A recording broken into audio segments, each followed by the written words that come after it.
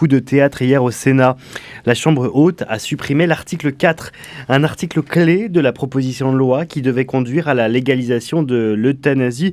Un résultat qui s'explique par l'addition des votes contre de la gauche opposés à une version jugée trop restrictive du texte et ceux de la droite et du centre qui manifestent son rejet du principe de la légalisation de l'euthanasie. Mais le chemin n'est pas terminé, Clara. Oui, puisque c'est l'Assemblée qui aura le dernier mot. Et dans ce contexte, un collectif de personnes en situation de handicap s'inquiète du texte qui sera finalement adopté. Ce sont les éligibles et leurs aidants. Oui, éligibles à l'aide active à mourir telle que définie dans la première version approuvée par l'Assemblée. Et parmi eux, Louis Bouffard. J'ai pu le rencontrer hier après-midi chez lui à Paris. Quelques heures donc avant ce vote surprise des sénateurs. Atteint de la myopie de Duchenne, une maladie génétique provoquant une dégénérescence progressive de l'ensemble des muscles de l'organisme. Il raconte son histoire dans un livre Un cœur joyeux, interview enregistrée hier après-midi. Bonjour Louis Bouffard. Bonjour. Merci beaucoup de me recevoir ici, chez vous. Pour enregistrer cette interview, les sénateurs commencent à étudier le texte relatif à une assistance médicale à mourir. Vous êtes atteint de la myopathie de Duchenne. Si le texte discuté au Sénat devenait force de loi, seriez-vous éligible à demander l'euthanasie ? Alors aujourd'hui, le texte tel qu'il est passé en commission des affaires sociales au Sénat et qui est en train d'être débattu ne me rend pas éligible. Moi, ce qui m'inquiète, ce sont les dérives, puisqu'en fait, initialement, le texte tel qu'il est sorti de l'Assemblée nationale me rendait éligible.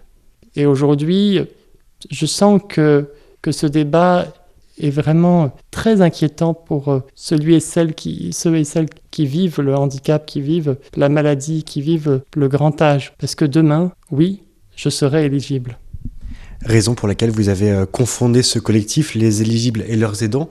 De quoi s'agit-il ? Qui regroupe-t-il ? Ce collectif, les éligibles et leurs aidants, est né d'une mobilisation spontanée en mai dernier près de l'Assemblée nationale. Nous nous sommes regroupés, nous étions environ entre 300 et 500 personnes. Ce collectif vise à rassembler les personnes qui sont éligibles, tel que le texte le présente à l'issue des discussions à l'Assemblée nationale, c'est-à-dire les personnes lourdement handicapées, les personnes atteintes de maladies dégénératives comme mon handicap, la myopathie de Duchenne, mais aussi les personnes atteintes de cancers métastasés, des personnes atteintes par le grand âge qui ont des multiples pathologies liées à l'âge. Et donc, il vise à rassembler toutes ces personnes, mais aussi les aidants, ceux qui nous accompagnent au quotidien.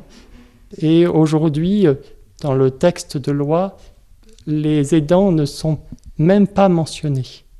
Ce qui est quand même inquiétant parce qu'au quotidien, ils jouent un rôle central pour nous accompagner, pour nous permettre de vivre. Et donc, pour une prise de décision aussi grave que celle de demander la mort, ils ne seraient même pas consultés.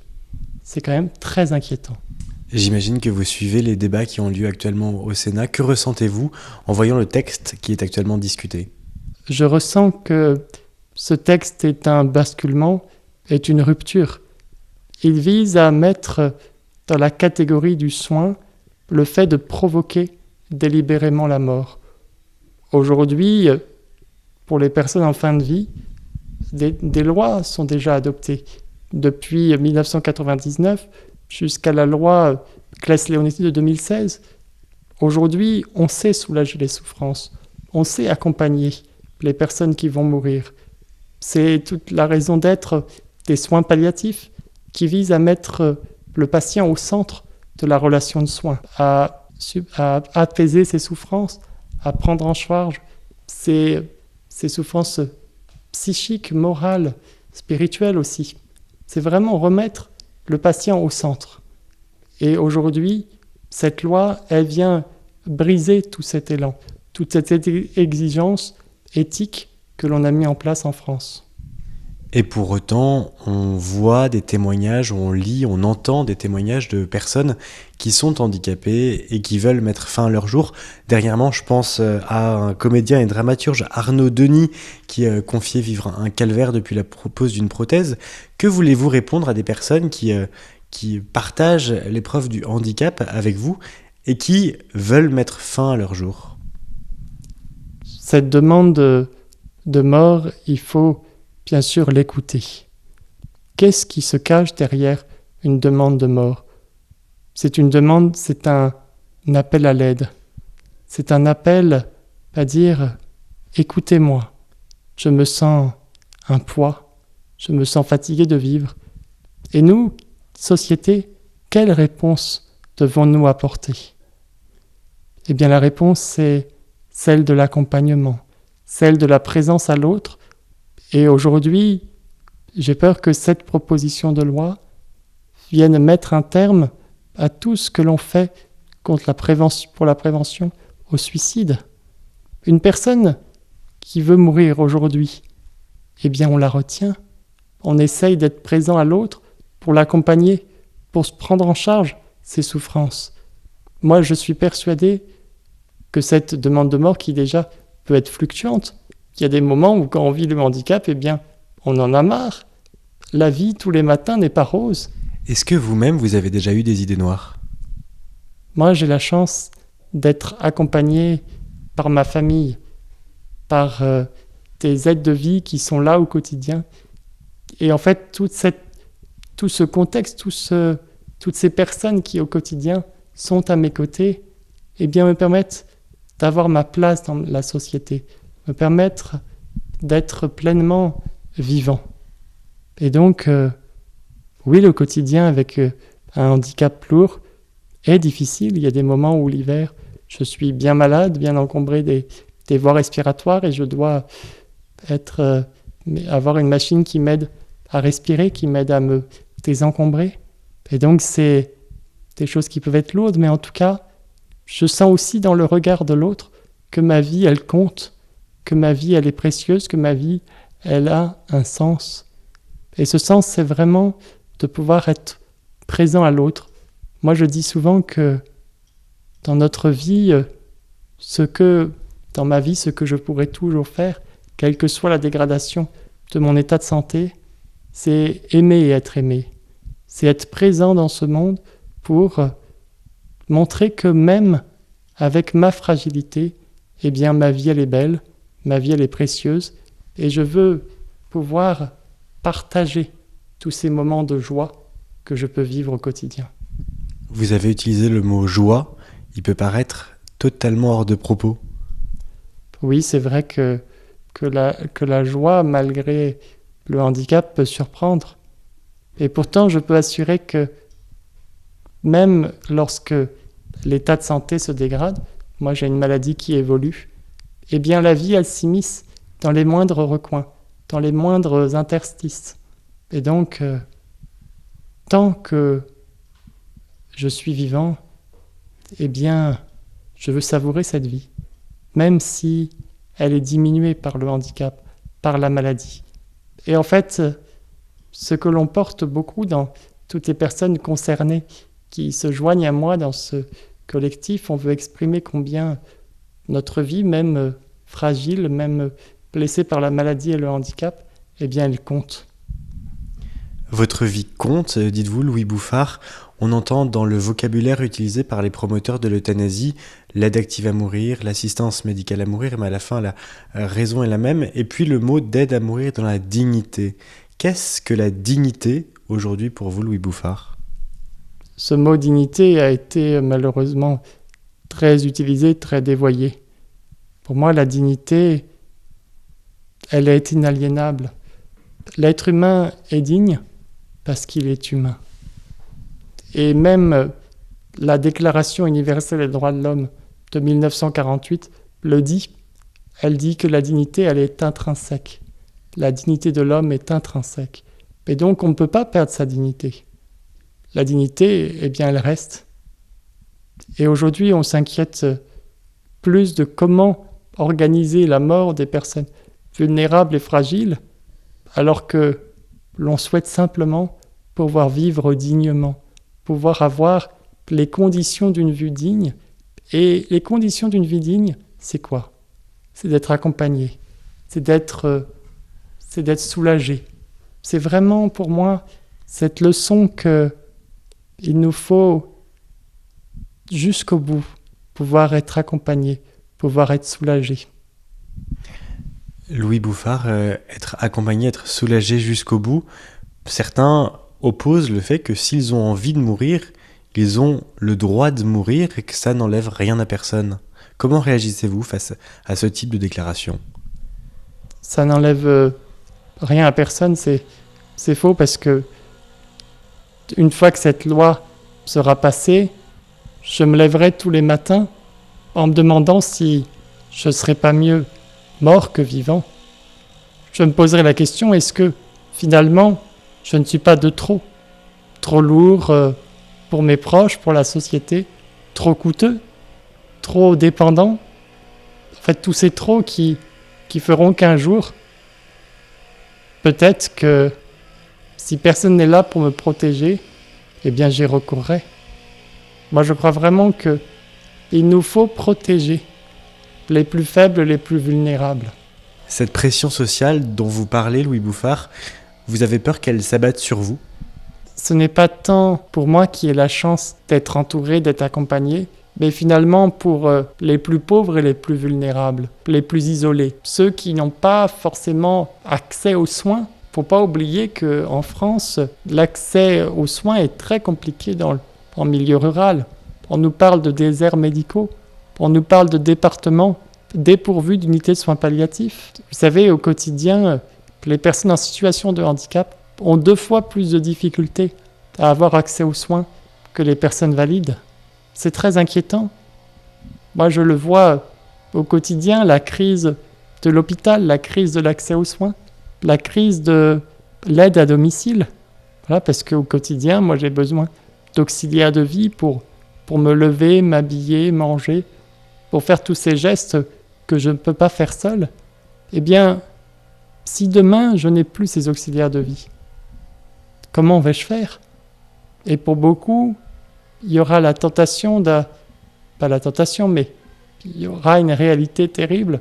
Ça sera de recourir à cette aide à mourir par défaut de soins, par défaut d'accompagnement. Et c'est pour moi une réalité qui n'est pas acceptable aujourd'hui en France. Louis Bouffard, est-ce que vous savez si des personnes en situation de handicap, ou peut-être vous-même, avez été invités par les sénateurs à l'occasion des débats qui ont lieu en ce moment ? Nous avons eu la chance avec le collectif Les éligibles et leurs aidants d'être reçus par quelques sénateurs. Mais c'est vrai que nous aimerions bien rencontrer d'autres sénateurs pour leur exposer nos craintes, pour leur exposer la réalité de ce que vivent les personnes en situation de handicap, les personnes atteintes de maladies graves, atteintes de cancer, atteintes de grand âge avec des multiples pathologies et qui s'inquiètent profondément. Louis Bouffard, les personnes valides ne peuvent imaginer ce que vivent les personnes en situation de handicap. Est-ce que vous avez eu l'impression dans le débat d'avoir suffisamment la parole ? Malheureusement, on a le sentiment, lorsqu'on regarde les débats qui se passent actuellement au Sénat, et c'était vrai aussi à l'Assemblée nationale, de ne pas être compris, de ne pas avoir été entendus. En fait, j'ai l'impression que les parlementaires se font des projections sur ce que vivent les personnes handicapées, les personnes malades, les personnes âgées. Mais tant qu'on n'a pas vécu la situation de dépendance, la situation de fragilité, de lourd handicap, eh bien on peut difficilement se mettre à la place de l'autre. Louis Bouffard, quand on observe les débats en ce moment au Sénat, on s'interroge sur la notion de vulnérabilité. La question est-elle aussi de savoir si notre société accepte suffisamment la vulnérabilité ? Aujourd'hui, on vit dans une société où l'on veut la performance, où l'on veut la force, où l'on veut vraiment pouvoir être toujours utile, d'être toujours au top de sa forme. Et en fait, les personnes qui vivent la fragilité au quotidien se sentent comme exclues parce qu'ils ne répondent pas à tous ces critères de performance. Oui, parce qu'une personne atteinte d'un lourd handicap, eh bien, elle est plus lente. Elle fait moins de choses en termes de quantité. Mais est-elle pourtant moins... Est-ce qu'elle a moins de place dans la société qu'une personne valide ? Je ne le crois pas. Je crois qu'il nous faut apprendre avec la vulnérabilité, la fragilité, que nous sommes tous finalement quelque part fragiles. Et que cette fragilité, elle nous touchera tous, tôt ou tard.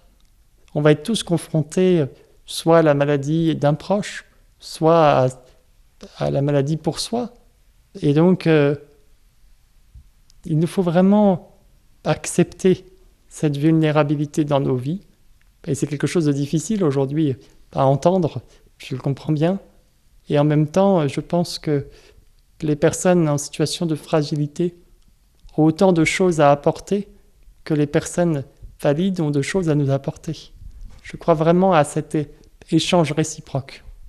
Si vous aviez une chose à dire aux sénateurs aujourd'hui, quelle serait-elle ?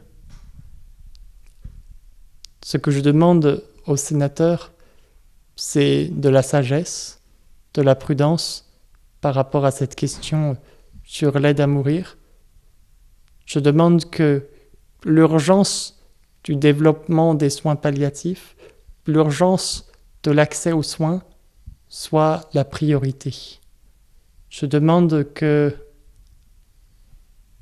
l'on respecte profondément la personne fragile dans ce qu'elle est et dans ce que les personnes vulnérables demandent à la société.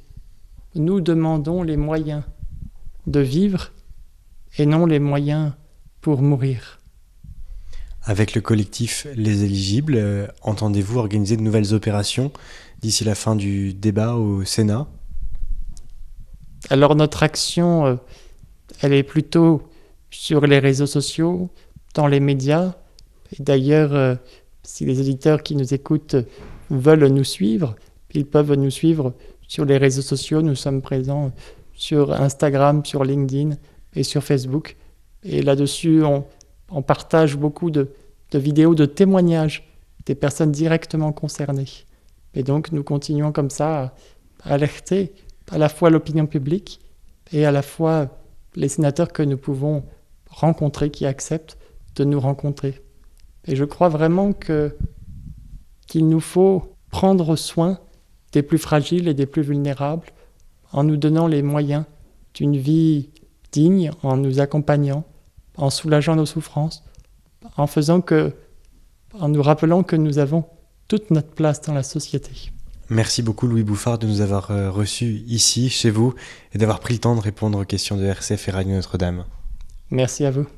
Voilà, vous écoutiez donc cette interview que j'ai enregistrée hier au domicile de Louis Bouffard, avant donc le revirement des sénateurs hier soir, puisque la Chambre haute a supprimé un article clé de la proposition de loi qui devait conduire à la légalisation de l'euthanasie.